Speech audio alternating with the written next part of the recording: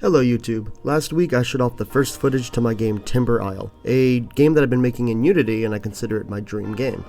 Now this week I'd like to show off the first or second devlog, showcasing a little more that I've added in the week since. This video is not going to be nearly as long as the one prior, and it's going to be a little more casual without a script, hopefully sounding a little less cringy than the last one did.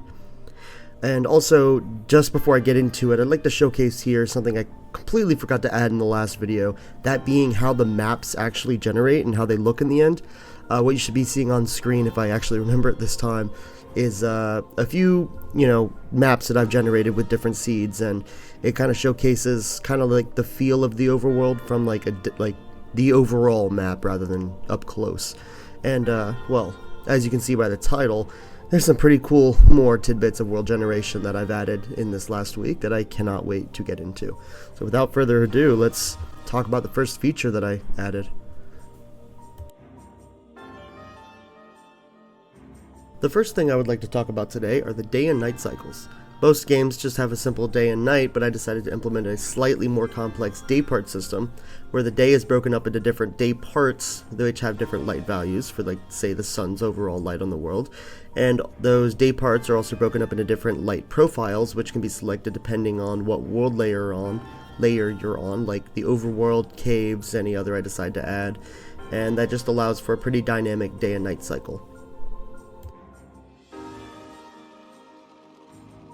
The next thing I added, which is definitely not complete sadly, is the entity spawning system. I basically created a system that spawns entities around the player depending on how many entities are currently present in the world, and what it does is the day part of that time of day or biome that you're in has a certain spawn percentage, and depending on how many entities you have around you, it slowly brings down that percentage so that it slowly decreases the amount of entity spawns happening near you.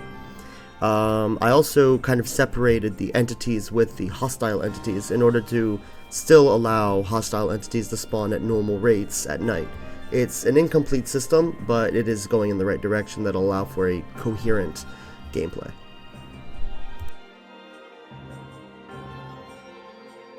Now, even though there is no health or ability to die or respawn in the game just yet, I decided to add in my first enemy anyway, just to show off how they would spawn and appear and whatnot. The whole entity combat and whatnot is definitely nowhere near finished. I'm going to have to spend an entire week or two focused on that alone because of its complexity, but the fact that I can get enemies to spawn and get all that to work on its own is pretty nice, and it's just a small step toward a much larger goal. So the meat and beans of this devlog are the caves that are finally generating in the world. Now, it's all fine and dandy to get your bronze and your stone and whatnot from the ores on the surface, but the real better ores, like the iron, cobalt, and all that crazy shit I plan on adding, is all down underground. So the way that the whole map generates now is that while it's generating the overworld, it accordingly generates the underworld in accordance. It's more or less synced with the height map of the overworld.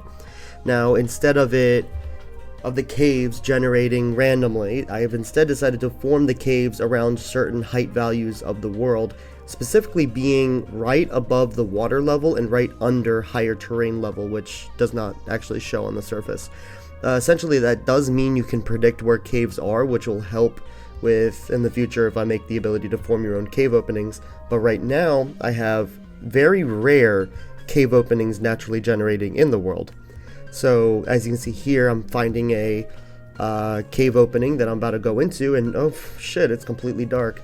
So that means going into the caves early on is definitely not something you're going to want to do, which does hopefully point towards more of a prepare before you explore kind of gameplay. Now you see around this time, me exploring the caves with torches and breaking like ores and whatnot, and enemies are eventually finding me and whatnot. I eventually hope to really flesh this out and to be a more complete, adventurous experience, and hopefully adding in some things down here that I can't wait to showcase in future devlogs. The caves I have a lot of plans for. I still trying to find a way to fit it properly into gameplay and story for the game if I decide to get there, but it, as you can see, it kind of adds into the variety of a world if you have the overworld and the caves underneath it. I apologize for the shortness of this devlog. I did go back to work, so I didn't have a whole lot of leftover time to work on the game. However, I do plan on adding a lot next week, just content-wise rather than entire feature-wise. So if you guys would like to see anything into the game, just let me know. I'll be trying to add in as much as possible, and I hope to, satisfy a bunch of people when it comes to that. I do plan on also opening my Discord server pretty soon, so the link to that will be in the description of the video. And if you guys have any suggestions or want to talk or ask questions, go ahead and join that, and I'll be there.